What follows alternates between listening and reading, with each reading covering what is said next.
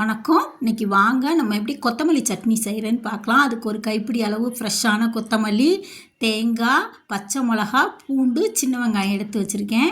நம்ம இப்போ தேங்காய் எடுத்து மிக்ஸி ஜாரில் போட்டுக்கலாம். சின்ன வெங்காயத்தை எடுத்து போட்டுக்கலாம். சின்ன வெங்காயத்தை போட்டுட்டு பூண்டு, பச்சை மிளகா, கொத்தமல்லி எல்லாத்தையும் மிக்ஸி ஜாரில் போட்டுக்கலாம். போட்டுக்கிட்டு தேவையான அளவு உப்பு போட்டுக்கிறேன். உப்பு போட்டுக்கிட்டு ஒரு சின்ன பீஸு லெமன் புழிஞ்சுக்கிட்டோன்னா அந்த பச்சை நிறம் அப்படியே சட்னியில் பச்சையாகவே இருக்கும். இல்லைன்னா கொஞ்சம் கலர் டிம் ஆயிரும். நம்ம மிக்ஸி ஜாரில் போட்டு இப்போ நல்லா ஃபைனாக அரைச்சிட்டு வந்துடுறேன்.